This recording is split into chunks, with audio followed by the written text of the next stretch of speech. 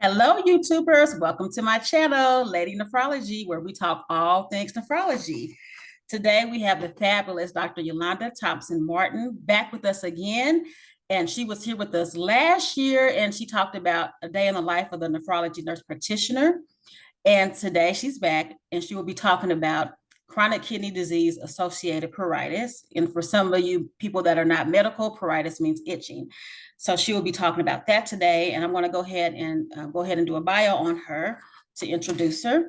Dr. Yolanda Thompson-Martin is a nationally certified, has an adult nurse practitioner. She completed her doctoral studies at the University of Missouri in Kansas City. She has worked in the field of nephrology for more than 22 years and practices at University Health Physicians in Kansas City. She has served as a sub-investigator on a vast number of clinical trials in the Kansas City renal community and has appeared in publications. She has also presented extensively both live and online on a variety of nephrology topics, including Introduction to Kidney Disease, Your Kidneys and You, and 10 Ways to Delay Progression of Chronic Kidney Disease. In addition, she is a member of the American Nephrology Nurses Association, Heart of America Chapter 313, former National Kidney Foundation board member, current National Kidney Foundation Medical Advisory Board member, and fellow for the National Kidney Foundation. So Yolanda, Dr. Thompson-Martin, welcome back. It's so good to see you. Thank you so much. Thanks for having me. And how excited are you to be here today. Good. How are you feeling? How you doing? I'm doing well. Okay. Very well. Good. So today we're going to be talking about a topic that has really been getting a lot of attention now about chronic kidney disease associated pruritus. And I know you have some information to share with us about that. Yes, I do. Okay. So can you define what chronic kidney disease associated pruritus is? So chronic kidney disease associated pruritus, I'll use CKD, AP for short at times, also known as uremic pruritus, is a common, distressing, and under-recognized condition that affects more than 60% of patients undergoing hemodialysis, with 20 to 40% of patients reporting their symptoms to be moderate or severe.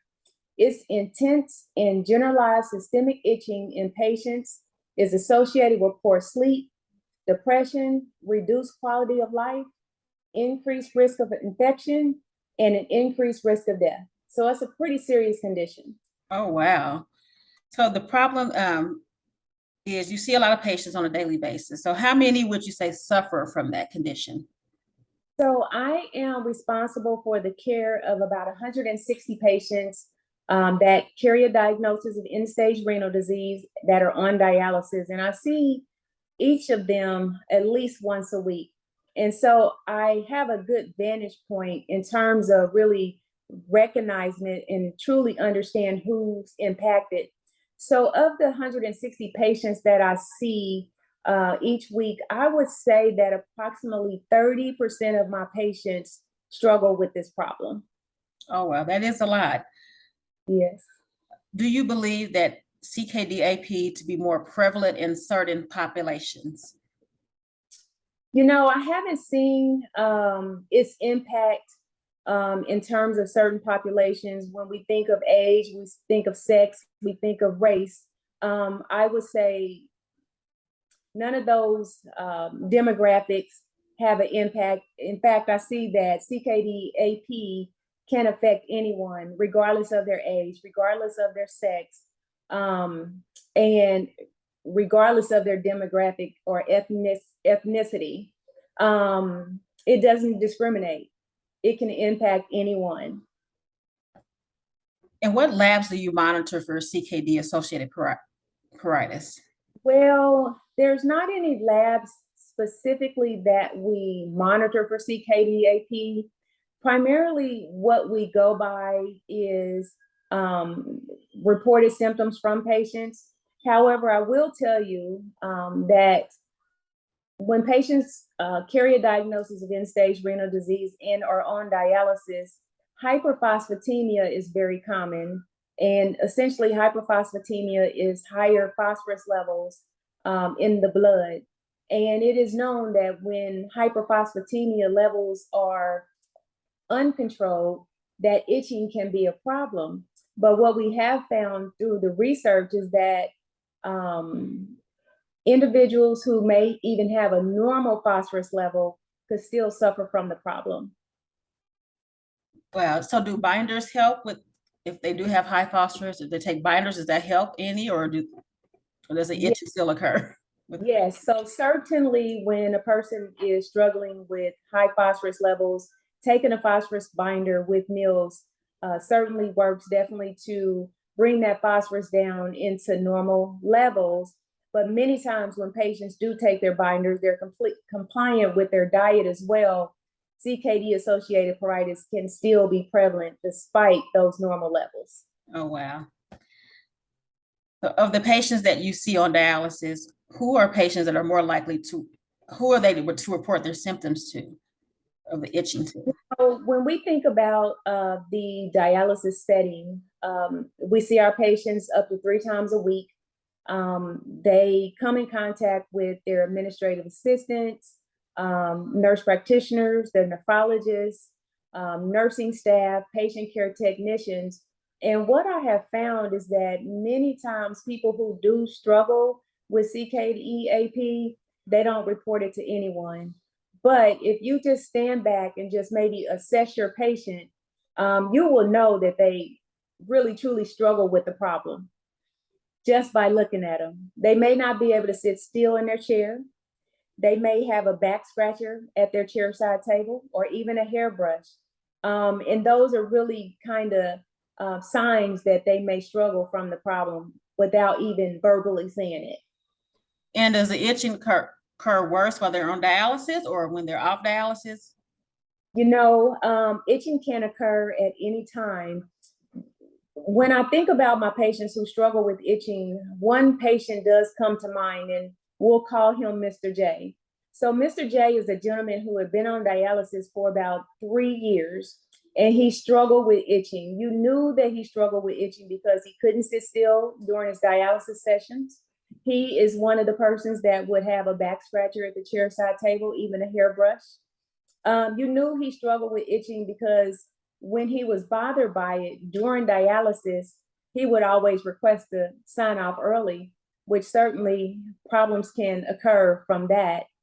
But you know, one of the things that we did for him is initially we started him on antihistamine Benadryl, and Benadryl really helped his itching, but it was only temporarily. So we discontinued the Benadryl and we prescribed him hydroxyzine, another antihistamine that works a little bit better than the Benadryl. Now, this did work as well, but again, it was only temporary. We subsequently added gabapentin to his regimen, and the combination of these two medications worked very well to really control the itching. But unfortunately, he struggled with staying awake and alert during the day. You know, he maintained a full-time job.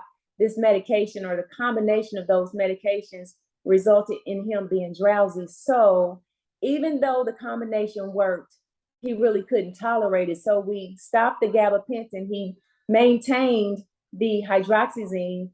Fortunately for him, he was transplanted recently and he no longer struggles with the problem of itching. Oh, wow, good. So the transplant really helped. The transplant helped. Wow. Yes, it did. So do you routinely evaluate patients with chronic kidney disease and end-stage renal disease for itching?